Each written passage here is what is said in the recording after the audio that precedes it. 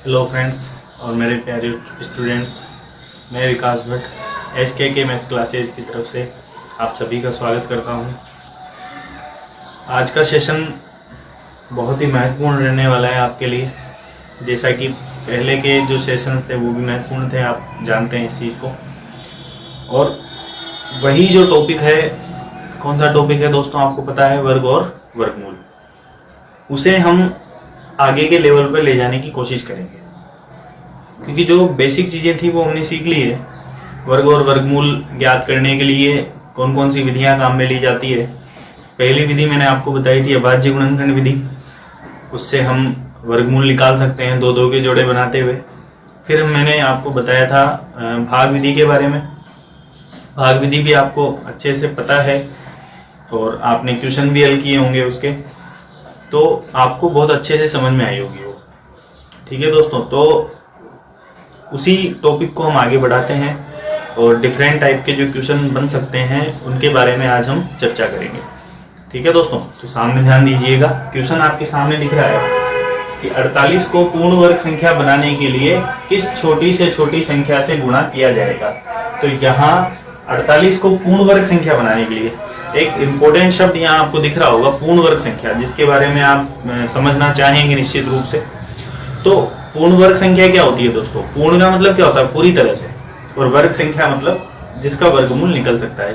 सीधा सा अगर मैं शब्द का मतलब समझाऊं आपको, तो पूर्ण वर्ग संख्या का मतलब है ऐसी संख्या जिसके दो दो के जोड़े बन सकते हैं, या दूसरी भाषा में कहें ऐसी संख्या जिसका पूर्ण रूप से वर्गमूल निकल सकता है। यानी दशमलव रूप में वर्गमूल नहीं निकले उसका।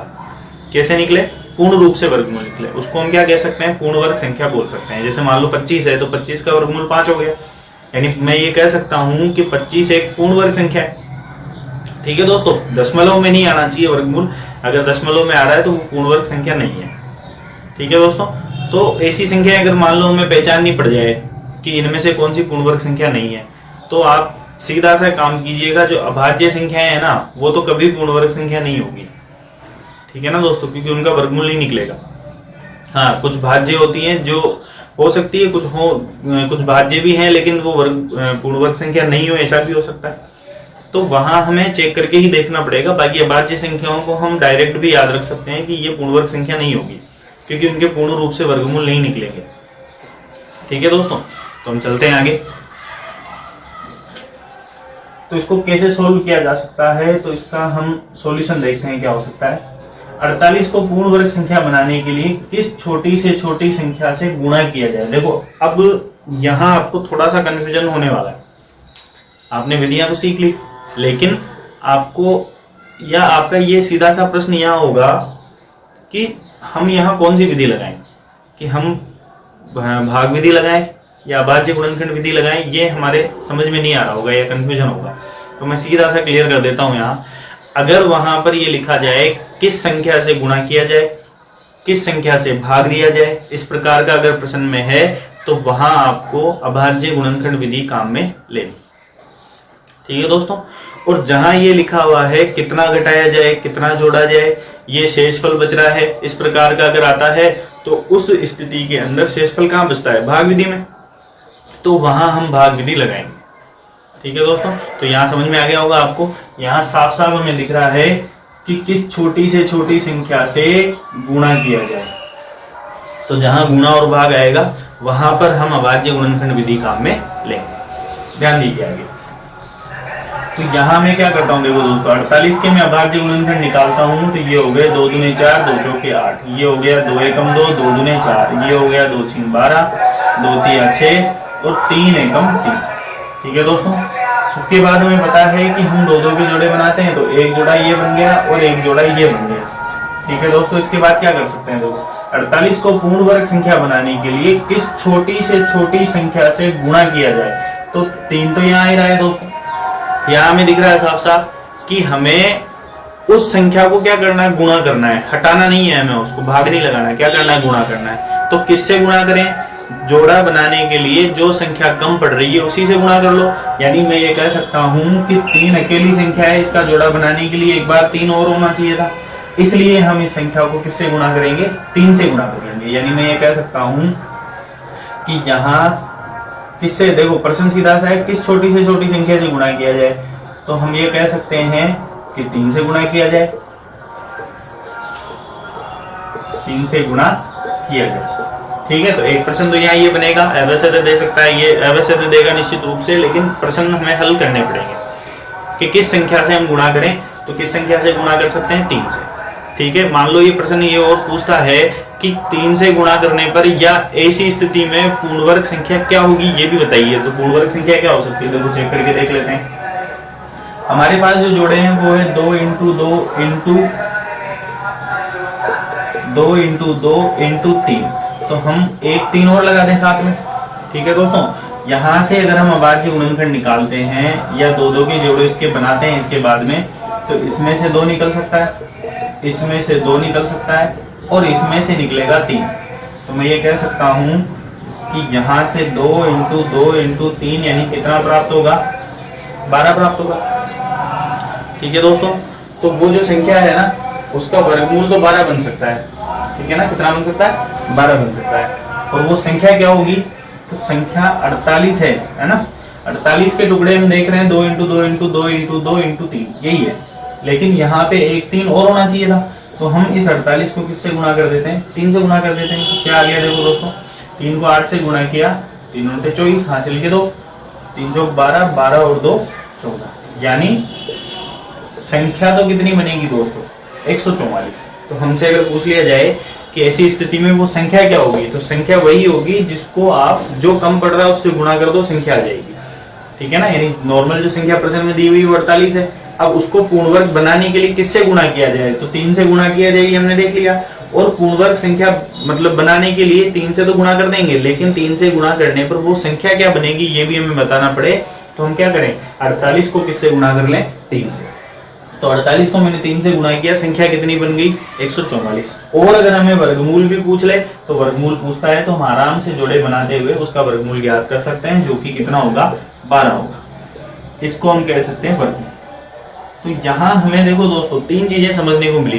किस संख्या से गुणा किया जाए, 3 से गुणा किया जाए, संख्या क्या होगी, तो 144 होगी, और उस संख्या का वर्गमूल क्या होगा, तो वर्गमूल 12 होगा। निश्चित रूप से आपको ये समझ में आया होगा। एक बार आप इसको अच्छे से देख लीजिए, फिर मैं अगले क्वेश्चन की तरफ चलता हूं।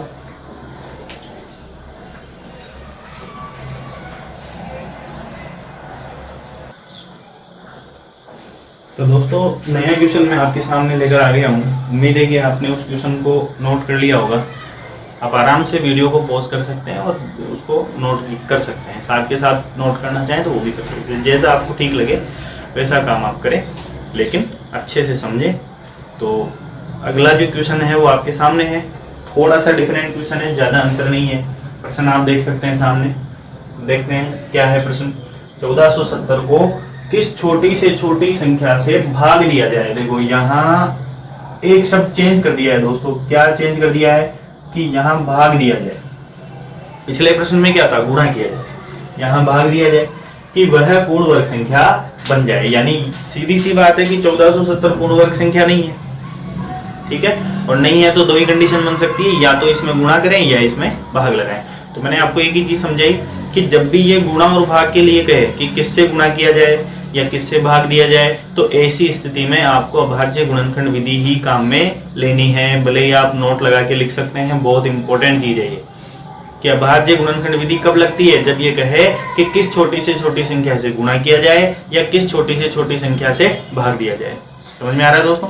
तो चलते हैं आगे। देखो भाग, चूंकि ये भाग के लिए कह रहा है, इसीलिए हम यहाँ कौन सी विधि काम में ले रहे हैं, अभाज्य गुणनखंड। भाग विधि काम में नहीं लेंगे। ठीक है दोस्तों, भाग लगाएंगे देखो अभाज्य गुणनखंड विधि से, तो इकाई का अंक 0 है, यानी हम 2 का भाग लगा सकते हैं। नियम मैंने बताए थे आपको, 2 से विभाज्यता का नियम। यदि किसी संख्या के इकाई का अंक 0, 2, 4, 6 या 8 हो तो उसमें किसका भाग जाता है दोस्तों, 2 का। तो 14 में भाग लगाएंगे, 7 बार में कितना आ गया, 14। और यहाँ भाग लगाएंगे 7 में, तो 2 तिया 6, 1 बच गया, यहाँ आ गया 2 पंजे 10। ठीक है, अब इकाई का अंक आ रहा है 5, यानी हम अब 2 का भाग नहीं दे सकते। और 2 का भाग नहीं दे सकते तो केवल इकाई का अंक 5 देखकर जल्दबाजी नहीं करें, डायरेक्ट 5 का भाग नहीं लगाएं। ठीक है ना दोस्तों, नियम के अनुसार चलें पहले इसको 3 के लिए चेक करते हैं। देखो जोड़ के देखें, 5 और 3 8, 8 और 7 15, और 15 3 के पहाड़े में आते हैं तो गड़बड़ हो जाएगी ना। देखो उत्तर आ जाएगा, उसकी कोई दिक्कत नहीं है, लेकिन क्रम चेंज हो जाएगा। और जब तक हम किसी चीज़ को परफेक्ट बनाने की कोशिश नहीं करेंगे तो हम अच्छे से नहीं सीख पाएंगे। फिर ऐसे फॉर्मेलिटी करने से कोई फ़ायदा नहीं है। उत्तर तो आ जाएगा, उत्तर आराम से आ सकते हैं, लेकिन हमें तरीके से सीखना है चीज़ों को। ठीक है दोस्तों, देख तो 3 का भाग हम लगा सकते हैं। 7 में भाग लगाएंगे, 3 दूनी 6, 1 बच गया। 13 में लगाएंगे, 2 3 12, 1 बच गया, यानी 15 हो गया। 3 पंजे 15। सॉरी एक चीज देखिएगा यहाँ, 3 दूनी 6 और 3 का भाग ले रहे हैं अपन, है ना। तो 13 में भाग लगाएंगे, 3 चौक 12 और यहाँ 1 बच गया, 3 पंजे 15। अब ठीक है दोस्तों,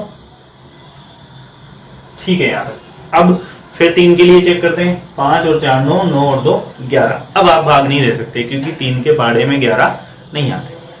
तो अब हम किसका भाग देंगे दोस्तों? 5 का। तो 5 का भाग देने के लिए यहाँ मैं 5 रख देता हूँ और यहाँ 24 में भाग लगाता हूँ। तो 5 चौक 20 और यहाँ बच गया 4, यानी 5 नाम 45। तो हमें दिखाई दे रहा है यहाँ कि अब यहाँ 49 आ चुका है। और 49 में किसका भाग जाता है? मैं खुद को पता है, 7 का भाग जाता है 7 बार में। और ये हो गया 7 एकम 7। हमें कुछ नहीं करना दोस्तों, हमें केवल और केवल ये देखना है कि किस संख्या के जोड़े बन रहे हैं और किसके नहीं बन रहे हैं। तो यहाँ 7 का जोड़ा बन रहा है क्या? बिल्कुल बन रहा है। और किसका जोड़ा बन रहा है? और किसी का भी जोड़ा इसमें बनता हुआ नहीं दिख रहा है, नहीं दिख रहा है ना दोस्तों। तो हमें ये पूछ रहा है कि किस संख्या से भाग दिया जाए कि वो पूर्ण वर्ग संख्या बन जाए। तो जिसके जोड़े नहीं बन रहे उसी का भाग लगा दो, यानी इसका भी भाग लगेगा, इसका भी लगेगा, इसका भी लगेगा। यानी मैं ये कह सकता हूँ कि 2 × 3 × 5, यानी 2 3 6, 6 पंजे 30। इसका भाग लगाना पड़ेगा दोस्तों, 30 का भाग लगाना पड़ेगा। 30 का भाग लगाने पर 1470 पूर्ण वर्ग संख्या बन जाएगी। तो ये हम इसमें कह सकते हैं। तो इंपॉर्टेंट फैक्टर 1% तो यहीं से क्लियर होगा कि किसका भाग लगाना पड़ेगा? 30 का। अगर हमसे ये पूछ लिया जाए कि वो संख्या क्या होगी, तो संख्या क्या होगी दोस्तों? चेक करके देख लेते हैं। क्या पता करना चाह रहे हैं हम? संख्या। तो हमें जो प्रश्न में दी है वो कितनी है? 1470। उसमें किसका भाग लगाना पड़ेगा? 30 का। 1 0 से 1 0 कटेगी। और यहाँ क्या हो गया? देखो 3 चौक 12 और ये 2 बच गया, यानी 3 नाम 27। यानी जो संख्या है वो हो जाएगी 49। ठीक है दोस्तों, अगर हमसे संख्या पूछी जाए तो हम क्या लिख सकते हैं? 49 लिख सकते हैं, 49 लिख सकते हैं। अगर हमसे पूछ लिया जाए यहाँ पर कि उसका वर्गमूल क्या होगा, तो हमें अच्छी तरह से पता है कि 49 का वर्गमूल कितना होता है? 7 होता है। तो यहाँ से हमने दोस्तों 3 क्वेश्चन क्लियर किए। ठीक है, एक तो किस संख्या से भाग दिया जाए, ठीक है ना। जरूरी नहीं है कि एक ही संख्या हो, ऐसे ज्यादा भी हो सकती है एक से। संख्या क्या होगी तो संख्या हम पता कर सकते हैं आसानी से, और वर्गमूल क्या होगा तो वर्गमूल भी हमें आसानी से पता चल जाएगा। ठीक है दोस्तों, इसको भी आप एक बार अच्छे से देख लीजिए, पॉज करके नोट कर लीजिए। मैं अगला क्वेश्चन आपके सामने लेकर आता हूँ, जल्दी से आप इसको नोट कर लीजिए।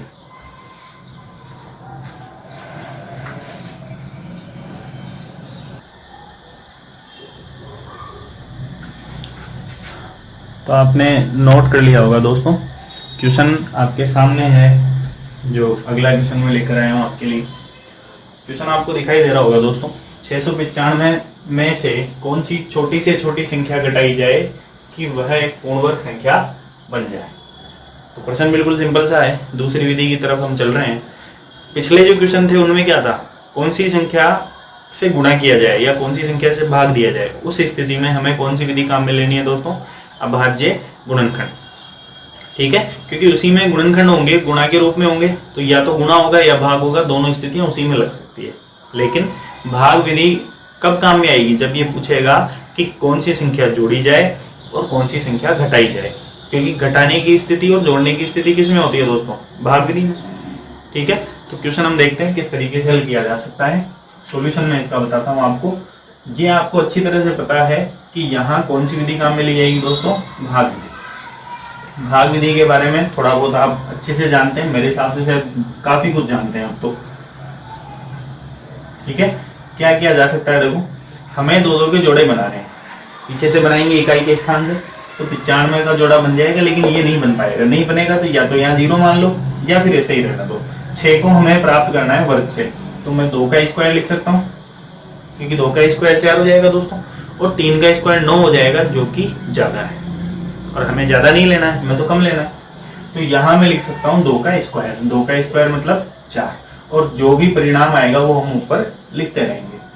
तो ये 6 में से 4 घटाने में कितना बच गया दोस्तों, 2 बच गया, और आगे का पूरा जोड़ा ऐसा कैसा उतार लेंगे। ठीक है, अब हमें यहाँ दिख रहा है शेषफल 0 नहीं आ रहा, तो हम यहाँ प्लस लगाते हुए इसको आगे बढ़ा देंगे, यानी यहाँ 4 आ जाएगा। यहाँ ऐसी संख्या लेनी पड़ेगी जिसको उसी से गुणा करने पर हम इसके आसपास पहुंच जाएं। आसपास क्यों कह रहा हूं मैं दोस्तों, क्यों, क्योंकि यहाँ पूर्णवर्ग संख्या नहीं है, ये उसको बनाना है। कैसे बनाना है, घटाकर बनाना है। कौन सी संख्या घटाई जाए, तो पूर्णवर्ग संख्या तो नहीं है, तो पूरी संख्या तो नहीं आएगी, उसके आसपास आएगी। तो आसपास लाने के लिए हमें 295 के लगभग चाहिए। ठीक है दोस्तों, तो यहाँ अगर मैंने क्या कहा था आपको कि आप वहां पर 0 मानकर उसको सरल कर सकते हैं। कैसे, यहाँ अगर मैं 0 लूंगा तो ये 40 बन गया दोस्तों, और 40 को हम फिर यहाँ गुणा करके चेक कर सकते हैं कि इसके आसपास की संख्या क्या होगी, यानी 4 7 28, यानी 280 के आसपास आएगा। किससे, 7 से। तो हम 7 से शुरुआत करते हैं दोस्तों। देखो यहाँ मैं मान लेता हूँ 7, तो नीचे भी 7 ही रखना पड़ेगा, गुणा करके देखते हैं। 49 के 9 हासिल के 4, और 7 चौक 28, 28 और 4 32, ज्यादा हो गया दोस्तों, तो कम कर लेते हैं, ज्यादा हो गया तो यहाँ 6 ले लेते हैं। 6 को 6 से गुणा किया, 36 के 6 हासिल के 3, 6 चौके 24, 24 और 3 27। ठीक है दोस्तों, ठीक है, तो 276 हमें प्राप्त होगा, जो कि कम है उससे, और हमें कमी तो चाहिए, ज्यादा थोड़ी चाहिए। तो हम यहाँ 6 बार लिख सकते हैं, यानी यहाँ मैं 6 लिख देता हूँ और ऊपर भी 6 लिख देता हूँ।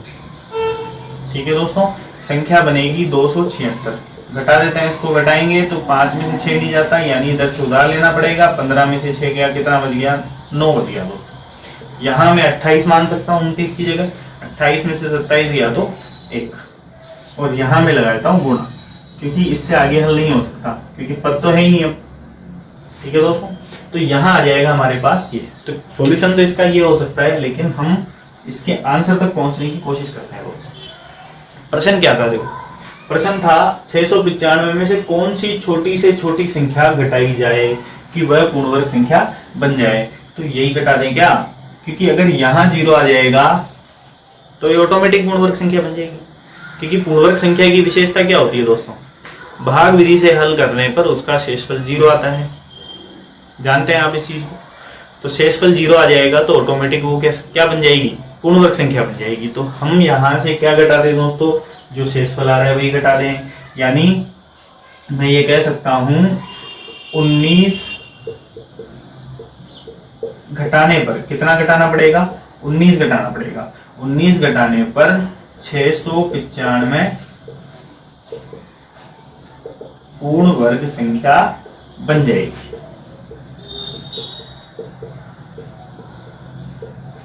ठीक है दोस्तों, 19 घटाने पर ये क्या बन जाएगी, पूर्ण वर्ग संख्या बन जाएगी। तो एक प्रश्न तो यहां से होगा। ठीक है, दूसरा प्रश्न क्या हो सकता है कि वो संख्या क्या होगी, तो संख्या क्या होगी चेक कर लेते हैं। हमें जो संख्या दी गई थी वो थी 695, हमें इसमें से घटाना है 19। 19 घटाएंगे तो क्या बच गया, देखो दोस्तों 15 में से 9 गया तो 6 बच गया, यहाँ 8 में से 1 गया तो 7 बच गया, और यहाँ बच गया 6, यानी 676। तो संख्या कितनी हो जाएगी दोस्तों, 676। और अगर हमें इसका वर्गमूल पूछता है ये, तो वर्गमूल अगर आपने अच्छे से याद किया होगा तो मैंने आपको समझाया था कि 676 किसका वर्गमूल होता है दोस्तों, 26 का वर्गमूल होता है। याद होगा आपको, 24 का स्क्वायर तो था 576, 25 का स्क्वायर था दोस्तों 625, और 26 का स्क्वायर मैंने आपको लिखवाया था 676। ठीक है दोस्तों, तो आपको समझ में आ गया होगा। यहाँ से 3 प्रश्न बन सकते हैं इस प्रश्न से, तो मैंने आपको अच्छे से समझा दिए हैं, मेरे हिसाब से आपको समझ में आ गए होंगे। जो मेन प्रश्न था वो क्या था, कौन सी छोटी से छोटी संख्या घटाई जाए, तो 19 घटाना पड़ेगा। बिल्कुल सिंपल सा क्वेश्चन है। केवल आपको इतना सा ध्यान रखना है कि गुणा और भाग की बात करें तो अभाज्य गुणनखंड विधि काम में लेनी है, और घटाने और जोड़ने की बात करें तो भाग विधि काम में लेनी है। बस इतना सा कंफ्यूजन आपको रहेगा, इसके अलावा 1% कंफ्यूजन आपको इस प्रकार के क्वेश्चनों में नहीं रहेगा। ठीक है दोस्तों, तो इसको आप नोट कर लीजिए पॉज करके। मैं आपको अगले क्वेश्चन की तरफ लेके चलता हूं।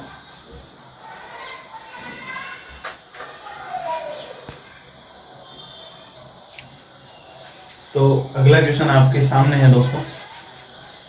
प्रश्न आपको दिख रहा होगा कि 517 में कौन सी छोटी से छोटी संख्या जोड़ी जाए कि वह पूर्ण वर्ग संख्या बन जाए। तो 517 में छोटी से छोटी संख्या जोड़नी है हमें, जिससे वो क्या बन जाए दोस्तों, पूर्ण वर्ग संख्या बन जाए। प्रश्न आपने देख लिया होगा।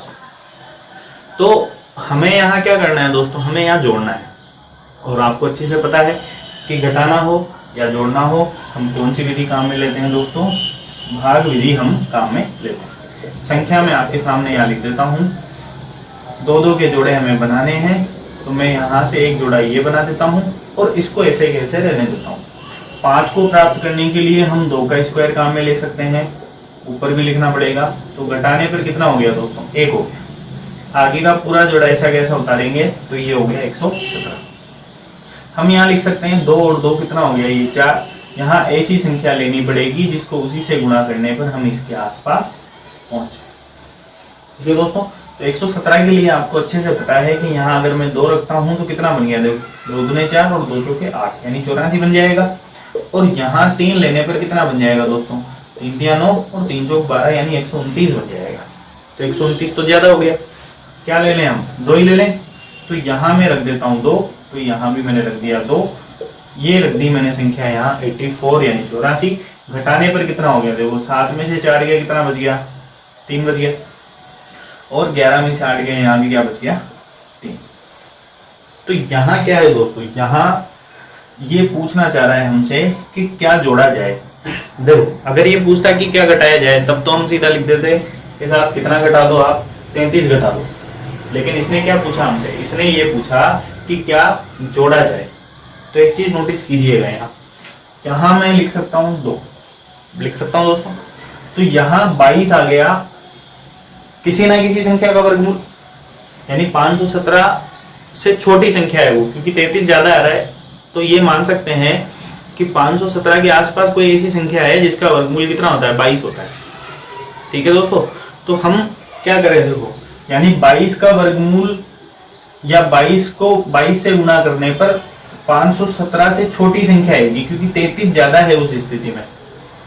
ठीक है ना दोस्तों, 33 क्या है, ज्यादा। अगर 22 517 का वर्गमूल होता तो फिर यहाँ शेषफल क्या आता, 0 आता। लेकिन यहाँ शेषफल क्या आ रहा है, 33 आ रहा है। यानी हम ये कह सकते हैं कि 33 ज्यादा है 517 के अंदर। लेकिन हमें यहाँ घटाना नहीं है, हमें क्या करना है, जोड़ना है। तो बिल्कुल सिंपल तरीका बता रहा हूँ दोस्तों आपको कुछ नहीं करना। ये ज्यादा है, इस स्थिति में हमें और जोड़ना है, इसके अंदर और जोड़ना है। तो ये वर्गमूल आगे बढ़ेगा और 22 से आगे बढ़ेगा तो कितना आ जाएगा दोस्तों, 23 आ जाएगा। कितना आ जाएगा, 23। तो मैं कह सकता हूं कि जो नई संख्या बनेगी ना दोस्तों, वो क्या होगी, देखो प्रश्न क्या है, 517 में कौन सी छोटी से छोटी संख्या जोड़ी जाए। तो पहले तो हम ये चेक करते हैं कि जोड़ना क्या पड़ेगा। तो जोड़ने के लिए हम क्या करें, देखो दोस्तों यहां लिख देता हूं मैं, जोड़ी जाने वाली संख्या। तो जोड़ी जाने वाली संख्या क्या हो सकती है, देखो दोस्तों ये हो सकती है 23 का स्क्वायर, यानी आगे जो होगा ना वो ले लो आप 23 का स्क्वायर, उसमें से आप घटा दो जो संख्या दी हुई है उसको।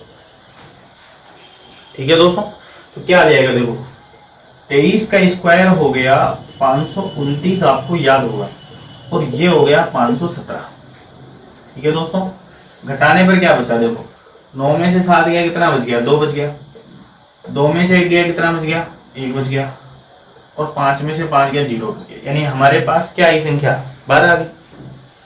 ठीक है दोस्तों, यानी ये क्या कह रहा है, देखो कि 517 में कौन सी छोटी से छोटी संख्या जोड़ी जाए कि वह एक पूर्ण वर्ग संख्या बन जाए। तो हमें यहाँ ये पूछ रहा है कि कौन सी छोटी से छोटी संख्या जोड़ी जाए। तो जोड़ी जाने वाली संख्या क्या हो जाएगी दोस्तों, 12 हो जाएगी। ठीक है, तो अगर हमसे ऐसे पूछा जाता है कि जोड़ी जाने वाली संख्या बताइए, तो उस स्थिति के अंदर हमें उससे आगे बढ़ना है। तो 22 से आगे क्या आएगा, 23। 23 का स्क्वायर, उसमें से आप संख्या को घटा दो, आपको पता चल जाएगा कि कौन सी छोटी से छोटी संख्या जोड़नी पड़ेगी जिससे वो पूर्ण वर्ग संख्या बन जाए। दूसरा प्रश्न, ठीक है दोस्तों, यहां से ये पहला प्रश्न हो सकता है। दूसरा प्रश्न वो कह सकता है कि 517 में छोटी से छोटी संख्या जोड़ने पर कौन सी पूर्ण वर्ग संख्या बनेगी। छोटी से छोटी संख्या जोड़ने पर कौन सी पूर्ण वर्ग संख्या बनेगी। तो उस स्थिति में आपको कुछ नहीं करना, आपको 22 से आगे 23 बता देना है, यानी पूर्ण वर्ग संख्या बनेगी 23 का स्क्वायर, जो कि कितना हो जाएगा, 529। ठीक है दोस्तों, क्योंकि 517 पूर्ण वर्ग संख्या नहीं है, जोड़ने पे आगे बढ़ेगा तो 22 से आगे क्या हो गया, 23, और 23 का स्क्वायर करने पर पूर्ण वर्ग संख्या हमें प्राप्त हो जाएगी, क्या प्राप्त हो जाएगी, 529। ठीक है दोस्तों, तो ये दो प्रकार के प्रश्न यहाँ बन सकते हैं, कौन सी संख्या जोड़ी जाए और वो संख्या कौन सी होगी, तो 529 होगी। और वर्गमूल आपको पता है इसका क्या होगा, क्योंकि चीजें सब साथ साथ चल रही है। 529 का वर्गमूल, जैसे स्क्वायर करने पे 529 आया तो उल्टा कर देंगे तो 23 इसका क्या हो जाएगा दोस्तों, वर्गमूल हो जाएगा। बात आ गई आपको समझ में। तो ये 3 प्रश्न इससे बन सकते हैं, तीनों प्रश्न मैंने आपको यहाँ बता दिए। मेन प्रश्न अपना ये था, तो मैंने ये समझा दिया है आपको किस तरीके से हम प्राप्त कर सकते हैं कि क्या जोड़ा जाए और क्या घटाया जाए। ठीक है दोस्तों, तो यहाँ भी आप वीडियो को पॉज कीजिए और इसको नोट कर लीजिए। अगला क्वेश्चन मैं आपके लिए लेकर आता हूं। तो अगला प्रश्न आपके सामने है दोस्तों, 5 अंकों की सबसे बड़ी पूर्ण वर्ग संख्या क्या होगी, ये हमें यहाँ पे बताना है। तो प्रश्न देखिए दोस्तों, जो चीजें हमने पहले सीखी ना, उसी से मिलता जुलता प्रश्न ये है। कैसे मिलता जुलता है हम बात करते हैं उसके बारे में, कि 5 अंकों की सबसे बड़ी पूर्ण वर्ग संख्या क्या होगी, ये हमें बताना है। तो यहाँ 2 चीजें हो सकती है, हो सकता है 5 अंकों की जो संख्या हम प्राप्त करें उसमें से कुछ घटाना पड़े या उसमें कुछ जोड़ना पड़े, या तो कम पड़ सकता है या ज्यादा हो सकता है। तो दोनों ही स्थितियों में हमें कौन सी विधि काम में लेनी है दोस्तों, भाग विधि। क्योंकि अभाज्य गुणनखंड विधि तो केवल कहाँ काम में आती है, जहां हमें गुणा करना और भाग करना, उस स्थिति में हम अभाज्य गुणनखंड विधि काम में ले सकते हैं कि किससे गुणा किया जाए या किससे भाग दिया जाए। और आपने नोट करके लिख भी लिया होगा ये, और साथ में नोट करके ये भी लिख सकते हैं कि अगर घटाने वाले प्रश्न आए कि क्या घटाया जाए क्या जोड़ा जाए, उस स्थिति में हम कौन सी विधि काम में लेते हैं दोस्तों, भाग विधि हम काम में लेते हैं। तो अगला जो प्रश्न है वो क्या हो सकता है, उसको कैसे हल किया जा सकता है, उसके बारे में हम चर्चा करते हैं। यहाँ देखो सॉल्यूशन देखते हैं इसका क्या है। 5 अंकों की सबसे बड़ी संख्या, तो सबसे पहले हम क्या प्राप्त करेंगे दोस्तों, 5 अंकों की सबसे बड़ी संख्या। 5 अंकों की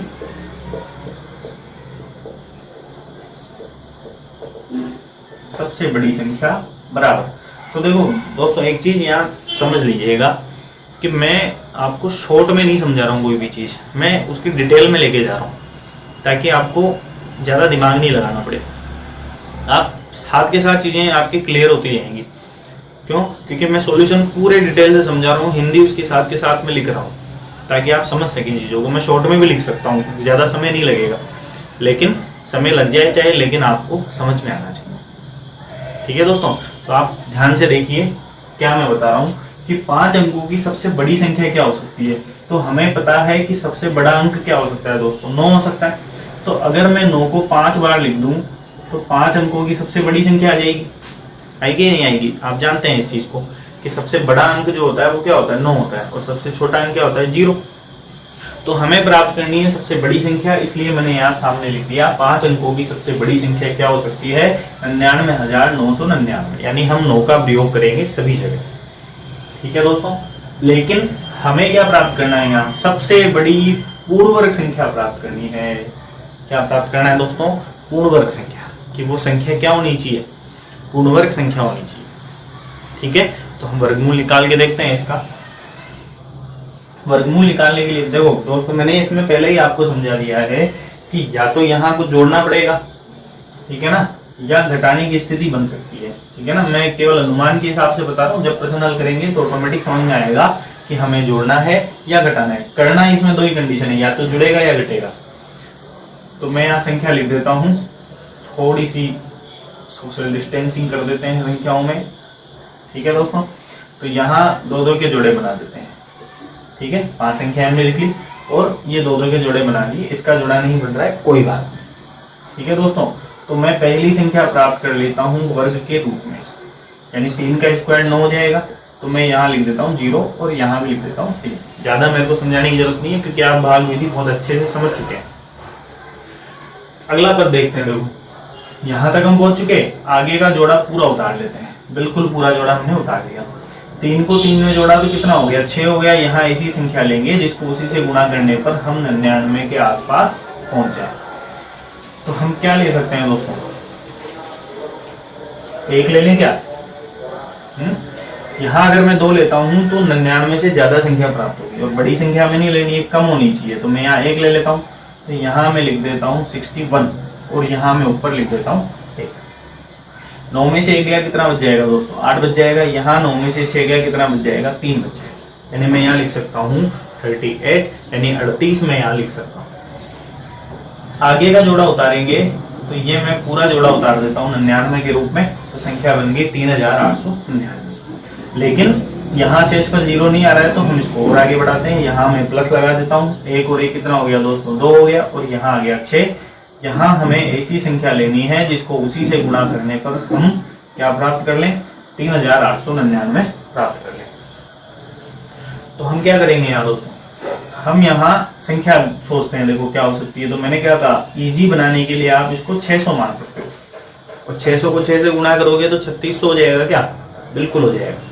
तो हम उसी को चेक करते हैं। देखो सबसे पहले 6 ले लें, 6 लेते हैं तो क्या बन सकता है, देखो 36 के 6 हासिल के 3, ये दूने 12, 12 और 3 15 के 5 हासिल के 1, 36, 36 और 1 37, यानी 3756 हमें प्राप्त होगा। कितना रखने पर, 6 रखने।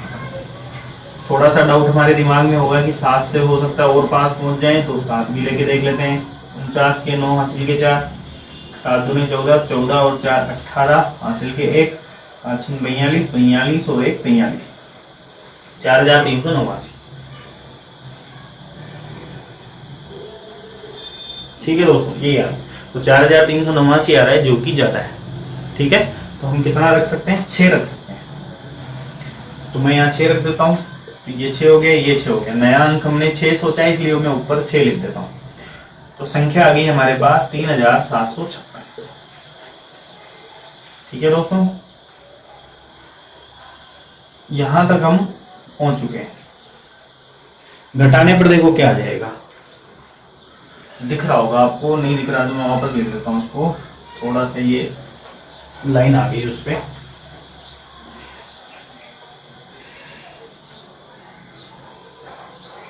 तीन 3756 यही आया था दोस्तों। एक बार वापस चेक कर लेते हैं, मैं कंफ्यूजन नहीं रहना चाहिए किसी प्रकार का, यही आना चाहिए मेरे हिसाब से। और चेक कर लेते हैं एक बार, 3756 बिल्कुल यही आ रहा है।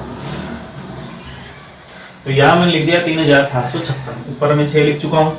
यहाँ मैं लगा देता हूँ माइनस। 9 में से 6 गया 3 बच गया, 9 में से 5 गया 4 बच गया, यहाँ 38 में से 37 गया तो 1 बच गया, यानी 143 यहाँ शेषफल के रूप में आ रहा है।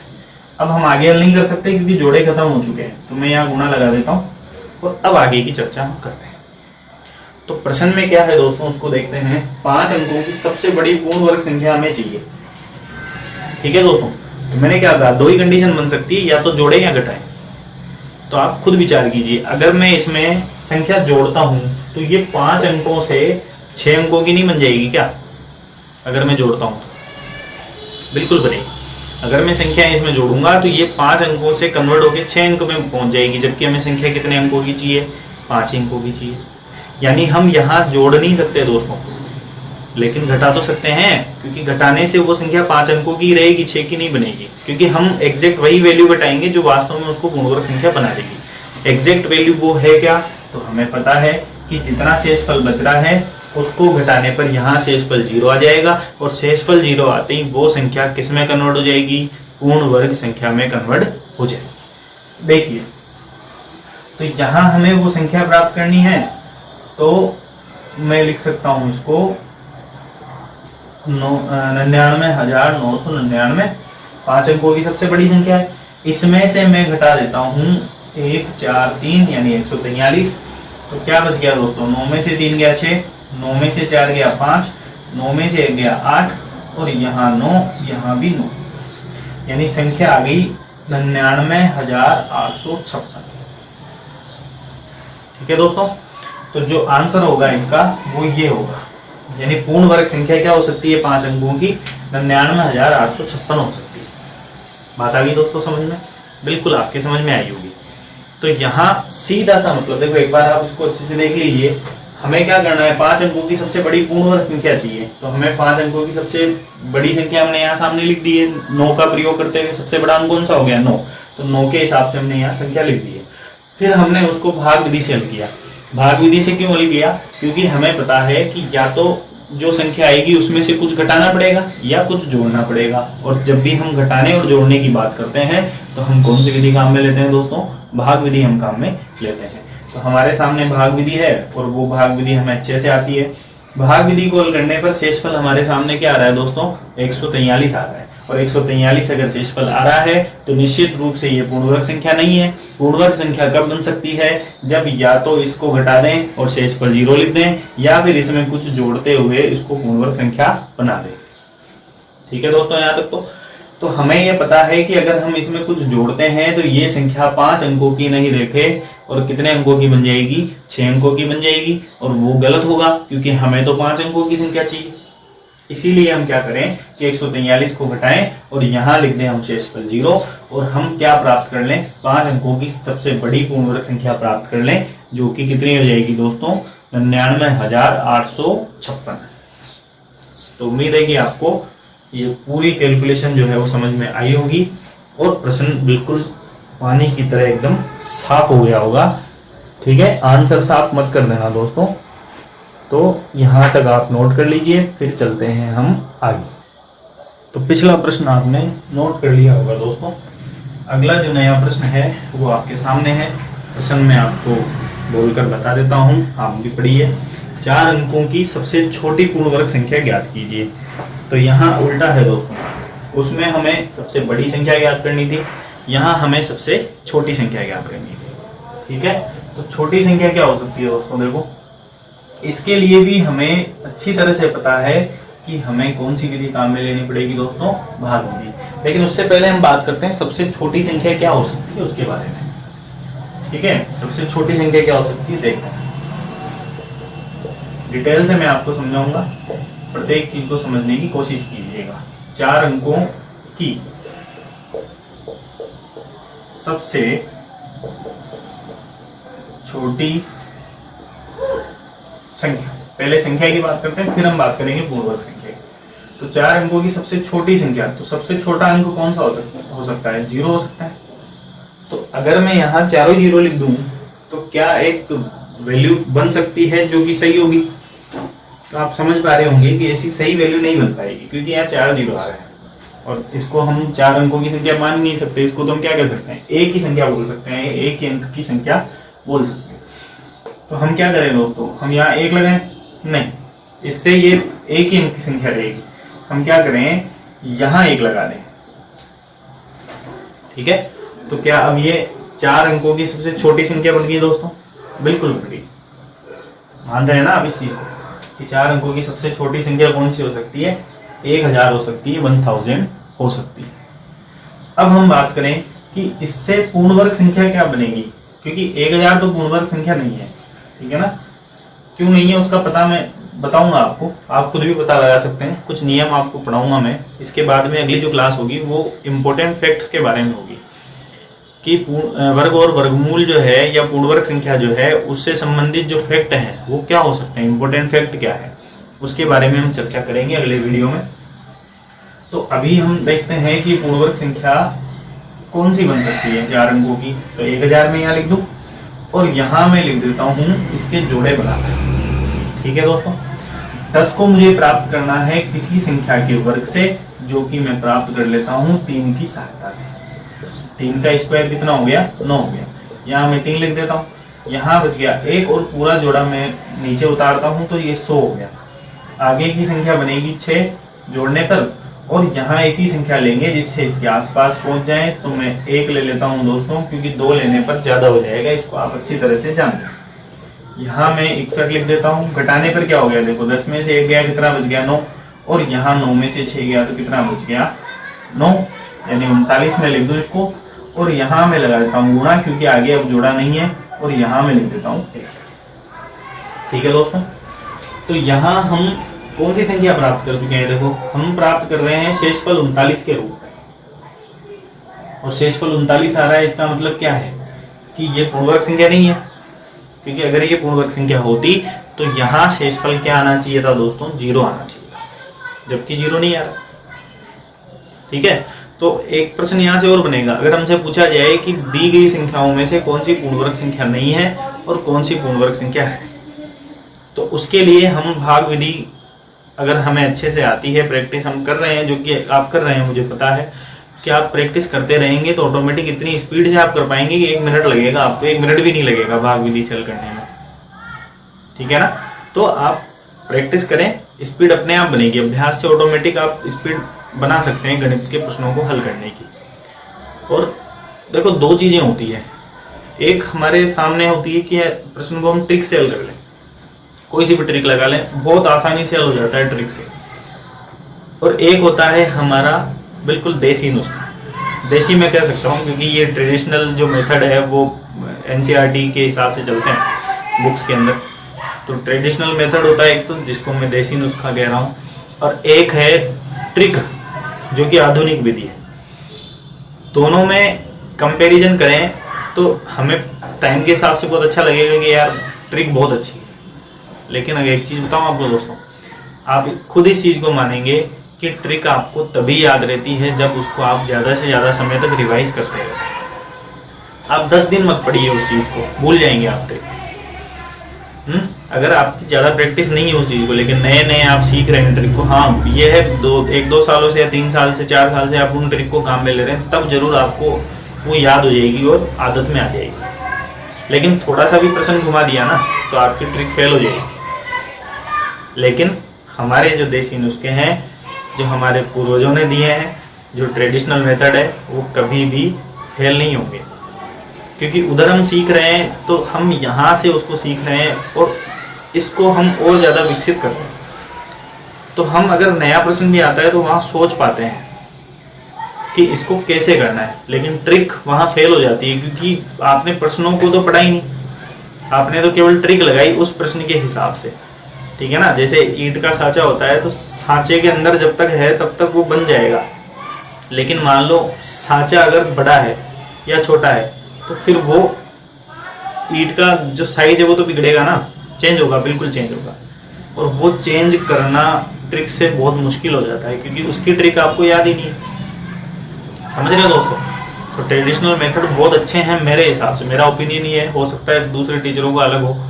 और आधुनिक समय की डिमांड वैसे ट्रिक है, लेकिन अगर सारे ही प्रश्नों में आप ट्रिक लगाएंगे तो मेरे हिसाब से आप कभी भी गणित में अच्छे नंबर नहीं ला पाएंगे। सारे प्रश्नों में ट्रिक नहीं लगाई जा सकती।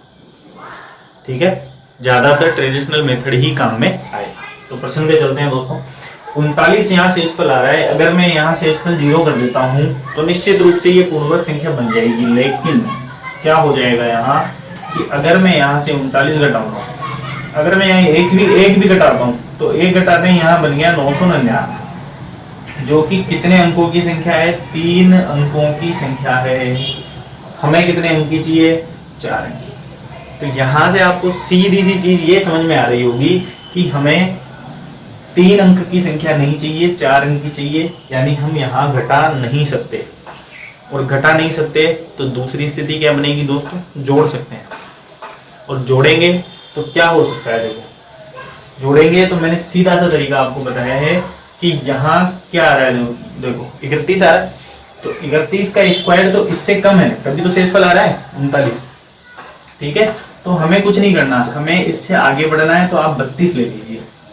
तो 32 का स्क्वायर कर लो। 32 का स्क्वायर हमें याद नहीं है, कोई बात नहीं, याद नहीं है तो आप 32 को 32 से गुणा करके देख लो। ये हो गया 4, ये 6, ये 6 और ये 9, 4, 2 और ये 1 यानी 1024।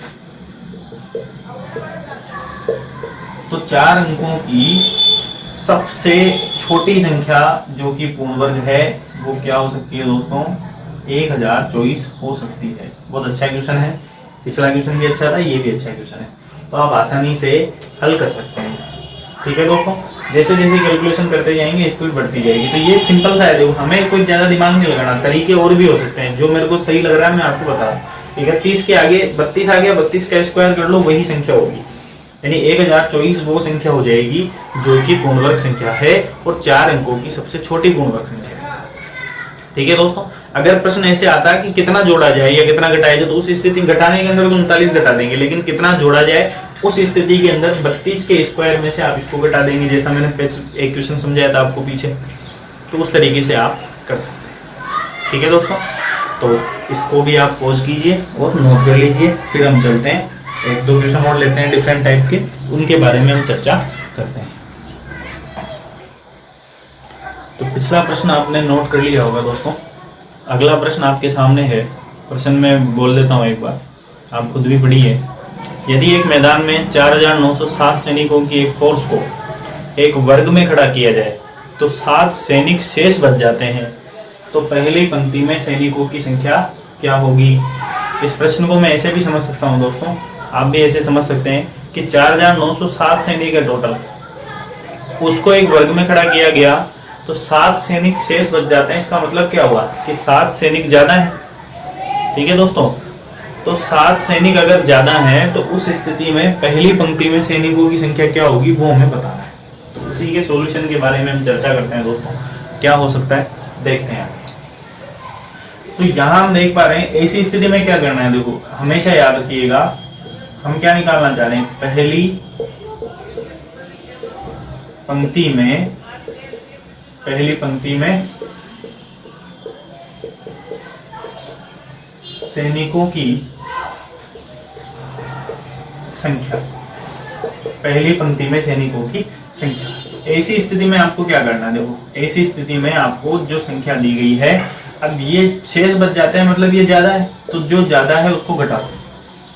ठीक है, तो एक चीज समझिएगा यहाँ से, जो चीज ज्यादा है उसको कम करोगे तभी तो शेषफल 0 आएगा, क्योंकि ये शेषफल कितना बता रहा है, 7 बचा रहा है, शेष 7 बचते हैं, जबकि शेष कितना बचना चाहिए, 0 बचना चाहिए, यानी कुछ नहीं बचना चाहिए। दूसरी भाषा में कहें तो कुछ भी शेष नहीं बचना चाहिए, जबकि यहाँ शेष कितना बच रहा है, 7।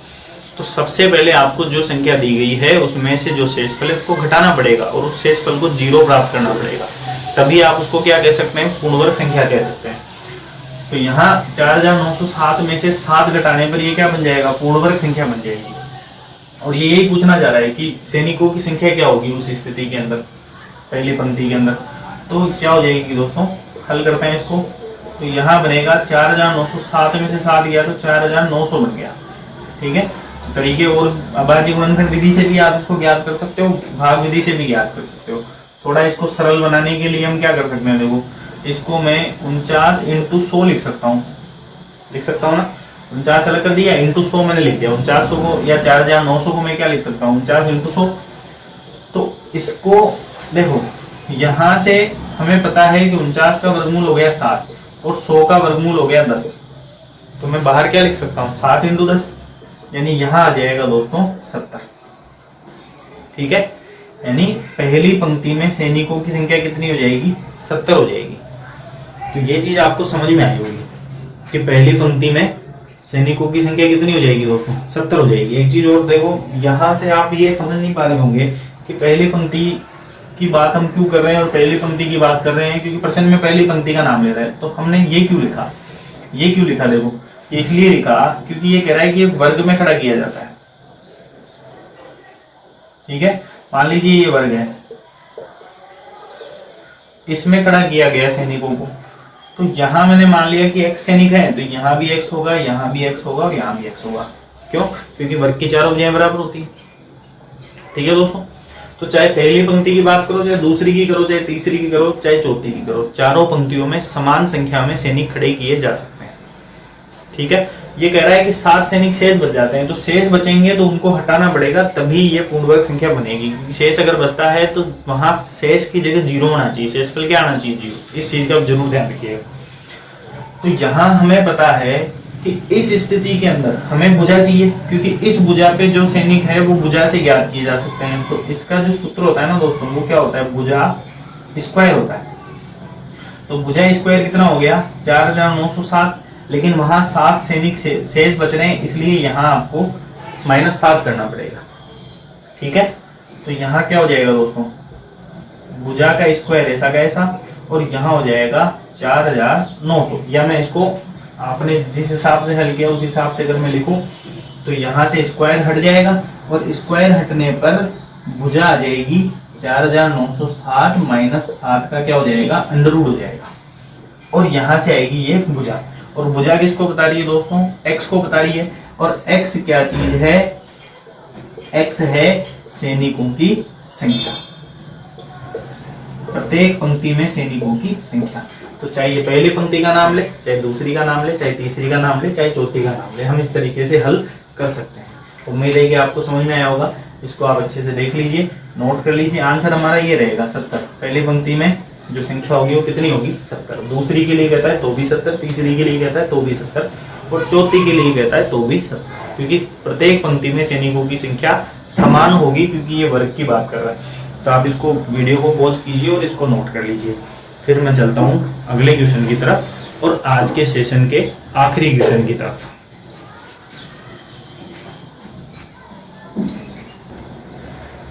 तो अगला प्रश्न आपके सामने है दोस्तों, दशमलव के 2 शुद्ध स्थान तक 10/√2 का मान ज्ञात कीजिए। दशमलव के 2 शुद्ध स्थान तक, यानी पॉइंट के बाद 2 संख्या तक हमें लिखना है, 2 अंकों तक हमें लिखना है। तो इस प्रकार का प्रश्न अगर आता है तो आपको क्या करना है, देखो सबसे पहले आपको जो संख्या लिखी हुई है उसको लिखना है। सॉल्यूशन की बात करते हैं हम। 10/√2, ठीक है। ऐसी स्थिति में आपको सबसे पहले करना है हर का परिमेयकरण। परिमेयकरण क्यों करना है, देखो परिमेयकरण इसलिए करना है क्योंकि जो अंडररूट में संख्या नीचे लिखी हुई है ना वो ऊपर आ जाएगी उससे, और कैलकुलेशन सरल हो जाएगी। और जब भी ऐसी स्थिति होती है तो हमेशा आपको हर का परिमेयकरण कर देना है। तो क्या हो सकता है, देखो 10/√2। परिमेयकरण करने के लिए आपको पता होना चाहिए कि अगर अकेली संख्या यहाँ लिखी हुई है तो परिमेयकरण करने के लिए उसी को गुणा कर देते हैं, अंश और हर से उसी संख्या को गुणा कर देंगे तो उसका परिमेयकरण हो जाता है। तो 10/√2 को हमें किससे गुणा करना है, अंश को भी √2 से और हर को भी √2 से। इसके अनुसार देखो किसका परिमेयकरण कर रहे हैं, हर का। तो हर क्या चीज है, हर है √2, तो √2 से ही गुणा कर देंगे। ऐसा कब करना है, जब अकेली संख्या हो। √2 से अगर ज्यादा है ना प्लस माइनस लगा के, तो उस कंडीशन में अलग होगा, ठीक है ना। तो यहाँ तो इस तरीके से हो सकता है। तो संख्या क्या बनेगी, देखो संख्या बन जाएगी 10 √2 से गुणा करेंगे √2, और नीचे क्या बन जाएगा, √2 को √2 से गुणा किया 2 बन जाएगा, ठीक है दोस्तों। √2 को √2 से गुणा करने पे 2 हो जाएगा। क्यों हो जाएगा, क्योंकि √2 × 2 इस तरीके से लिखा जाएगा, और यहाँ 2 के जोड़े बन रहे हैं जो कि बाहर निकल के क्या बन जाएगा, 2 बन जाएगा। अब आ गया होगा आपको समझ में। यहाँ से ये कट गया कितने बार, 5, तो यहाँ बन गया दोस्तों 5/√2, ठीक है। हमें दशमलव के रूप में प्राप्त करना है। तो दशमलव के रूप में प्राप्त करने के लिए आपको याद होगा कि √2 का जो मान है वो क्या होता है, 1.414। तो मैं यहाँ लिख देता हूँ 5 × 1.414, जो कि गुणा करने पर क्या हो सकता है, ये हो जाएगा 5 × 20 के 0 हासिल के 2, 5 × 5 और 2 7, 5 × 20, 20 के 0 हासिल के 2, 5 × 5, 5 और 2 7। एक बार चेक कर लीजिए इसको।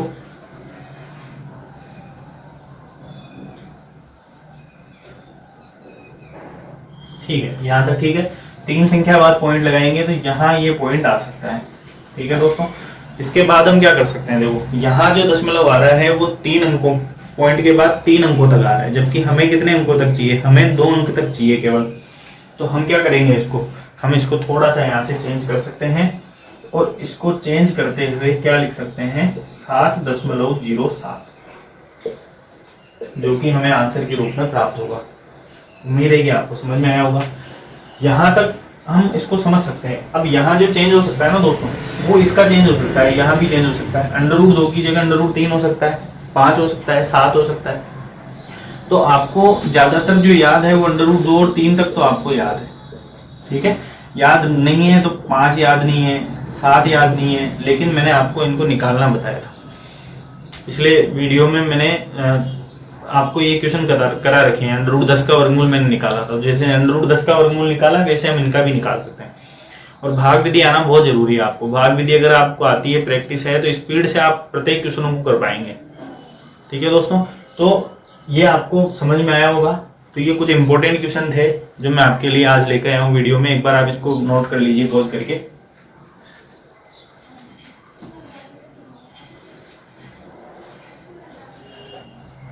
तो नोट कर लिया होगा आपने इसको। तो यहाँ तक आपको मेरे हिसाब से समझ में आया होगा। आज के जो क्वेश्चन थे काफी इंपॉर्टेंट क्वेश्चन थे, वर्ग और वर्गमूल के जो टॉपिक है उससे संबंधित। और उम्मीद है कि आपको समझ में भी आए होंगे, और ऐसी उम्मीद मैं आपसे हमेशा रखूंगा, क्योंकि आपको समझना पड़ेगा चीज़ों को। क्योंकि तभी देखो, जब तक आप डिटेल से नहीं समझेंगे चीज़ों को, तब तक चीज़ें क्लियर नहीं होंगी।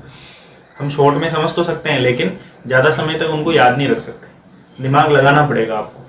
और मैं बिल्कुल इजी तरीके से आपको हर चीज़ समझा रहा हूँ, तो बहुत अच्छे से आप उनको समझें और प्रत्येक वीडियो को अच्छे से देखें, ज़्यादा से ज़्यादा लोगों तक शेयर करें। और अगर आपको अच्छा लगे तो लाइक करें और शेयर करना नहीं भूलें। और निश्चित रूप से देखो, सब्सक्राइब भी करना पड़ेगा आपको, क्योंकि जब तक आप सब्सक्राइब नहीं करेंगे मेरे नए वीडियो आपको नहीं मिलेंगे। और आप अगर मेरा साथ देंगे तो निश्चित रूप से मैं आपका साथ नहीं छोड़ूंगा। आपको आपकी मंजिल तक जरूर पूरी कोशिश करूंगा वहां तक पहुंचाने की, ठीक है दोस्तों। तो आज का सेशन आपको पसंद आया होगा। ऐसे ही बेहद अच्छे और इम्पोर्टेंट जो सेशन है वो आगे भी आने वाले हैं, इसलिए आप जुड़े रहिए SKK मैथ्स क्लासेस से। और घर पर रहिए, सुरक्षित रहिए, क्योंकि डिमांड अभी इसी चीज़ की है, ठीक है। वैक्सीन लगवाइए और अपने परिवार की और अन्य लोगों की भी अगर आप सहायता कर सकते हैं, सक्षम हैं सहायता करने में, तो कीजिए, ठीक है दोस्तों। तो इसी उम्मीद के साथ कि आप स्वस्थ होंगे, अच्छे से पढ़ाई कर रहे होंगे, हम मिलते हैं अगले वीडियो में। तब तक के लिए बहुत बहुत धन्यवाद। जय हिंद, जय भारत।